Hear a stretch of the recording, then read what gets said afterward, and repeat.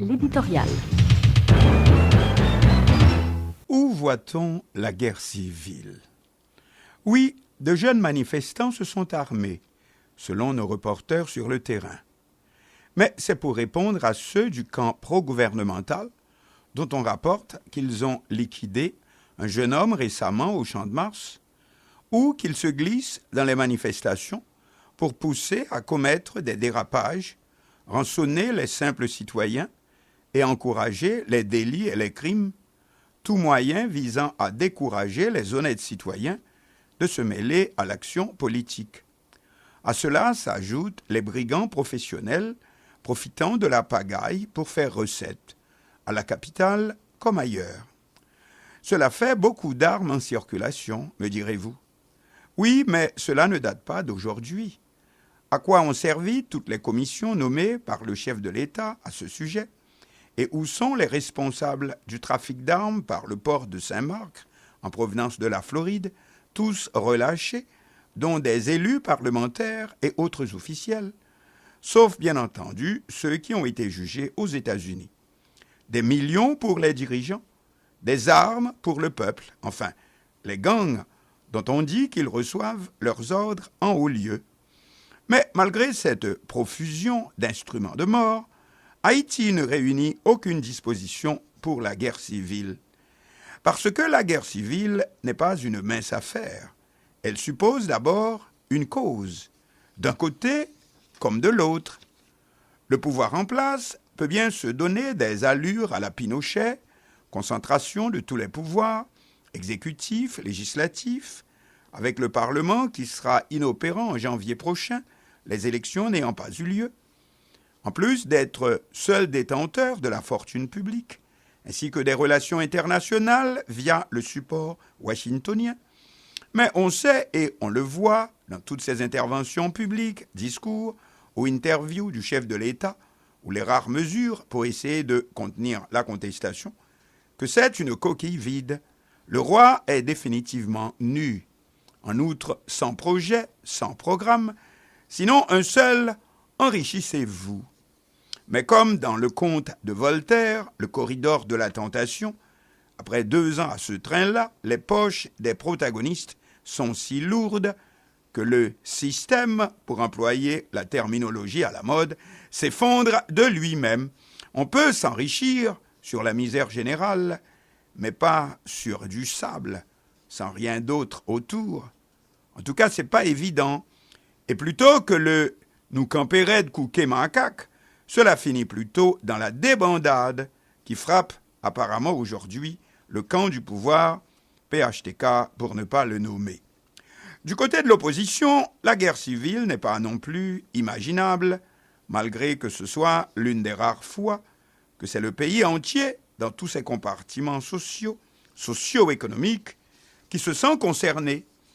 Justement, cela fait qu'il s'agit beaucoup plus d'un ras-le-bol général, d'un sursaut devant la disparition de tout moyen d'existence, et qu'on voit nous menacer tous, qui que nous soyons, que d'un phénomène coordonné, unitaire, voire d'un mouvement qu'on pourrait dire révolutionnaire.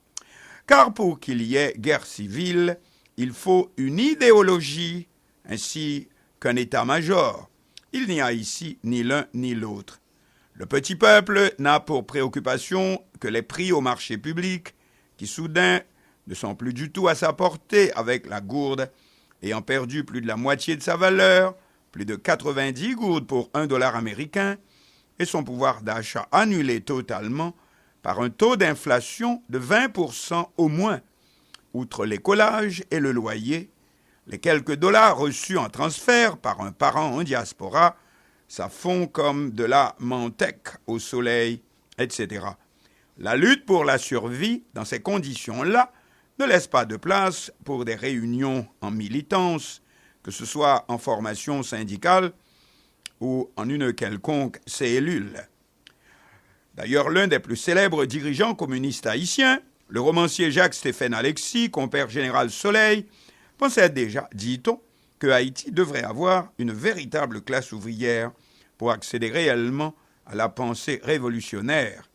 Il est vrai qu'il pensait au communisme genre soviétique ou maoïste, mais qui n'existe actuellement ni l'un ni l'autre, et nulle part. Ce qui nous fait déboucher sur nos classes moyennes, intellectuelles et professionnelles. Bizarrement, ce sont aujourd'hui les plus absentes du combat qui se livre dans notre pays. Peut-être que pas encore tout à fait remise de la période de la guerre froide, 1947-1991, rentrée d'exil en 1986, après la chute de Duvalier, on a fait étalage idéologique, comme d'autres le font de leur bricole importée ou du riz de Miami. Mais aujourd'hui, la révolution doit se réinventer, genre printemps arabe ou autre, et ce n'est pas encore le cas ici. Quant à nos catégories couramment dites bourgeoises, mais qui depuis longtemps ne le sont plus que de nom, pour elles, c'est le tocsin, le libéramé. Aussi, conclusion, tous haro sur le baudet. Et celui-ci a un nom, vous connaissez, ce pelé, ce gale, d'où nous vient tout le mal. Tant pis pour lui. Qu'est-il allé faire dans cette galère? Reste une jeunesse qui est prisonnière de cette situation.